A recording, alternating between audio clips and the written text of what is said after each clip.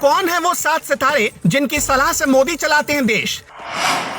चीन अमेरिका तक में मंदी, लेकिन न्यू इंडिया में 7 लोगों की वजह से आ गई बुलंदी। बांग्लादेश डूबने वाला है, चीन में भारी मंदी है, पाक और श्रीलंका की हालत खराब, लेकिन मोदी को सलाह देने वाले 7 अधिकारियों ने देश को बचा लिया। न्यू इंडिया को सुपर पावर इंडिया कैसे बना रहे मोदी, जानिए मोदी की उस टीम के बारे में जो है दुनिया की बेस्ट टीम। मोदी के सलाहकारों का चमत्कार, बांग्लादेश की इकोनॉमी डूब गई, श्रीलंका और पाकिस्तान की हालत भी खराब, अमेरिका और चीन में भी मंदी के आसार, लेकिन इंडिया एकदम चंगा है। चीन ने ताइवान को आंख दिखाई, तिब्बत को डराया, श्रीलंका पर आधा कब्जा पाया, लेकिन मोदी के हिंदुस्तान से क्यों दोस्ती करने पर उतर आया। ये रिपोर्ट सिर्फ मोदी के लिए नहीं, बल्कि देश से प्रेम करने वाले हर इंसान को देखनी चाहिए। आपको पता है कि नहीं कि सिर्फ कुछ ही घंटे पहले एक सर्वे आया है। द मॉर्निंग कंसल्ट नाम के ग्लोबल एनालिस्ट ने एक सर्वे किया और करीब 3 महीनों की मेहनत के बाद ये पता लगाने की कोशिश की कि दुनिया का सबसे पॉपुलर लीडर कौन हो सकता है।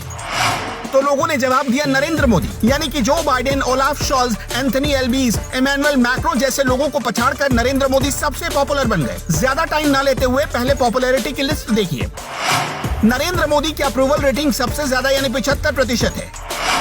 मैक्सिको के राष्ट्रपति लोपेज ओब्राडोर की अप्रूवल रेटिंग 63% है। ऑस्ट्रेलिया के पीएम एंथनी एल्बूज की अप्रूवल रेटिंग 58% है। अमेरिकी राष्ट्रपति जो बाइडेन की अप्रूवल रेटिंग सिर्फ 41%, यानी कि सुपर पावर अमेरिका के नेता चौथे नंबर पर हैं। खैर, मोदी किसी इंटरनेशनल रेटिंग के मोहताज नहीं हैं और वो काम करके प्रूव करने में यकीन रखते हैं, इसलिए देश में उनकी रेटिंग ऑलवेज हाई रहती है। पर मोदी पिछले 8 सालों से ये कैसे कर पा रहे हैं? इकोनॉमी हो, डिफेंस हो, डिप्लोमेसी हो, एकदम 100% खरा।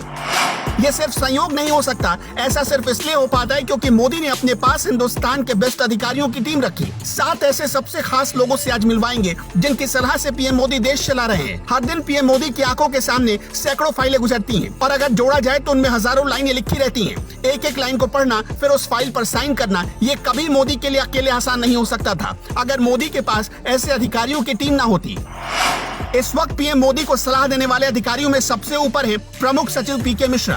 पहले इस जगह पर होते थे नृपेंद्र मिश्रा। उनके रिटायर होने के बाद मोदी ने अपने सबसे खास प्रोजेक्ट राम मंदिर निर्माण की देखरेख में नृपेंद्र मिश्रा को लगा दिया और फिर उनकी जगह आए पीके मिश्रा। पीके मिश्रा केंद्र और गुजरात सरकार में कई अहम पदों पर रहे हैं। 1972 बैच के गुजरात कैडर के आईएएस अधिकारी पीके मिश्रा ने 2019 में मोदी के प्रमुख सचिव का पद संभाला था। गुजरात में जब नरेंद्र मोदी मुख्यमंत्री होते थे तब पीके मिश्रा उनके खास अधिकारियों में गिने जाते थे। पीके मिश्रा को आपदा प्रबंधन में बेहतरीन काम के लिए यूनाइटेड नेशन भी सम्मानित कर चुका है।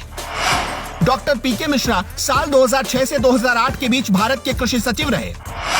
पीके मिश्रा के काम करने का स्टाइल सबसे अलग था, इसलिए मोदी उनके मुरीद थे। जब पीके मिश्रा मोदी के मुख्यमंत्री रहते हुए रिटायर हो गए थे तो उन्हें गुजरात इलेक्ट्रिसिटी रेगुलेटरी बोर्ड का चेयरमैन बना दिया गया था। 2013 में डॉक्टर पीके मिश्रा का कार्यकाल खत्म हुआ और गुजरात से नरेंद्र मोदी दिल्ली आ गए। जैसे ही नरेंद्र मोदी प्रधानमंत्री बने, पीके मिश्रा को दिल्ली बुलाया गया और मोदी की टीम में शामिल किया गया। पीके मिश्रा को इंफ्रास्ट्रक्चर डेवलपमेंट, कृषि, एनर्जी, डिजास्टर मैनेजमेंट जैसे मामलों में एक्सपर्टीज हासिल है। आज हमारा देश पुष्पराज यानी पुष्पा बन चुका है, यानी अमेरिका और चीन जैसे देशों की अकड़ के आगे भी हमें कोई टेंशन नहीं होती। कूटनीति और सामरिक मोर्चे पर भारत अगर विश्व शक्ति बनता जा रहा है तो इसके पीछे है मोदी के सुरक्षा सलाहकार अजित डोवाल। डोवाल रियल लाइफ में भी जासूस की भूमिका निभा चुके हैं। पाकिस्तान अगर अपने पाजामे में है तो उसके पीछे मोदी का नेतृत्व और अजित डोवाल का ही रोल है। ये याद रखिए कि डोवाल की रणनीति का ही नतीजा है कि अमेरिका और रूस दोनों महाशक्तियां भारत में आती हैं और प्रधानमंत्री मोदी से बात करती हैं। मोदी के बाकी 2 अधिकारियों से आपकी मुलाकात करवाएं, उससे पहले बस 2 आंकड़े आप देखिए ताकि आपको ये पता चल पाए कि देश चलाने में उन अधिकारियों का कितना कीमती रोल है। चीन के लोग अपनी रोलेक्स घड़ियां बेच रहे हैं, हर्मेस बैग बेच रहे हैं ताकि वो पैसे इकट्ठा कर सके। चीन में 62,000 दुकानें बंद हो गईं। चीन के कुछ इलाके ऐसे हैं जहां सिर्फ 5 घंटे ही लोगों को बिजली मिल पा रही है। लेकिन इसके उलट भारत में क्या हो रहा है? भारत में सिर्फ अगस्त के महीने में 46,000 करोड़ विदेशी निवेश आ चुका है। एशिया में जितना निवेश अगस्त महीने में हुआ उसका 76% अकेले भारत में आया। भारत में आधे घंटे में ही 1 लाख महिंद्रा स्कॉर्पियो एन कारें बुक हो गई। भारत के हर गांव में बिजली पहुंच चुकी है। कुछ महीने पहले तक पूरी दुनिया बांग्लादेश की तारीफ कर रही थी। यहाँ तक कि भारत में मोदी विरोधी भी कहने लगे थे, देखो भारत से तेज बांग्लादेश तरक्की कर रहा है। बांग्लादेश में आज हालात बिगड़ चुके हैं और आज जैसे हालात हैं वैसे आर्थिक हालात तो कभी हुए भी नहीं।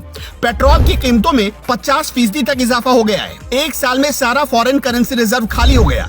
20 जुलाई 2022 की रिपोर्ट बताती है कि अब फॉरेन करेंसी रिजर्व सिर्फ 39 अरब डॉलर ही बांग्लादेश में बचा है।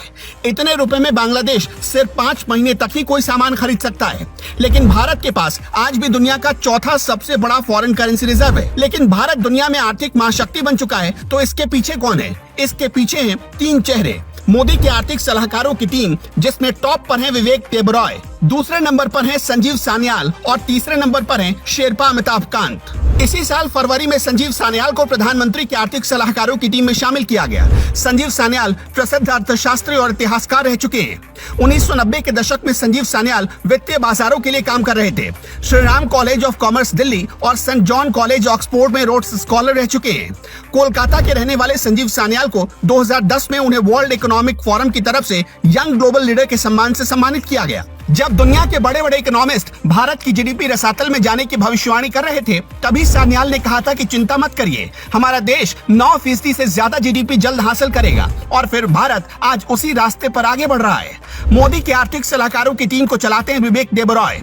विवेक देबरॉय ने कोलकाता से रामकृष्ण मिशन स्कूल में पढ़ाई की और बाद में ट्रिनिटी कॉलेज कैम्ब्रिज से इकोनॉमी की शिक्षा हासिल की। फिर कई न्यूज़पेपर्स में एक्सपर्ट के तौर पर काम करते रहे। इसके अलावा मोदी की टीम के 2 और खास चेहरे हैं, अमित खरे और तरुण कपूर। लालू के चारा घोटाले को एक्सपोज करने वाले दमदार और धाकड़ अधिकारी हैं अमित खरे। झारखंड के चाईबासा जिले के डीएम रहते हुए अमित खरे ने ही पशुओं के चारे में हो रही घोटाले को पकड़ा था। उनकी पत्नी झारखंड में चीफ सेक्रेटरी रह चुकी हैं। अमित खरे 1985 बैच के झारखंड कैडर के आईएएस अधिकारी हैं। अमित खरे एचआरडी मिनिस्ट्री और सूचना प्रसारण मंत्रालयों में सचिव रह चुके हैं। झारखंड के चाईबासा में 1990 के दशक में वो जिलाधिकारी थे जब चारा घोटाले का पर्दाफाश हुआ। बतौर जिलाधिकारी उनकी ही लिखाई एफआईआर पर चारा घोटाले की जांच शुरू हुई, जिसमें बिहार के पूर्व मुख्यमंत्री लालू प्रसाद यादव और जगन्नाथ मिश्रा सहित कई नेता दोषी पाए गए। मोदी अमित खरे के काम से इतना प्रभावित थे कि 30 सितंबर को वो रिटायर हुए और सिर्फ 12 दिनों के बाद ही प्रधानमंत्री नरेंद्र मोदी के सलाहकारों की टीम में उन्हें शामिल कर लिया गया। इसी साल बीते जून के महीने में मोदी की टीम में एक नए रिटायर्ड अधिकारी की एंट्री हुई, जिनका नाम है तरुण कपूर। तरुण कपूर 1985 बैच के आईएएस अधिकारी हैं। नवंबर 2021 में तरुण कपूर भारत सरकार के पेट्रोलियम मंत्रालय से बतौर सचिव रिटायर हुए थे। तरुण कपूर शिमला के रहने वाले हैं। इन 7 लोगों की सलाह से पीएम मोदी देश चलाते हैं। ये वही 7 लोग हैं जो देश को कभी श्रीलंका, पाकिस्तान या बांग्लादेश नहीं बनने देंगे। और इन 7 लोगों की टीम के लीडर हैं नरेंद्र मोदी, जो बेबाक हैं, बेधड़क हैं और बेखौफ होकर कोई फैसले लेते हैं। वैसे इस टीम को लेकर आपकी क्या राय है? कमेंट सेक्शन में हमें जरूर बताइएगा।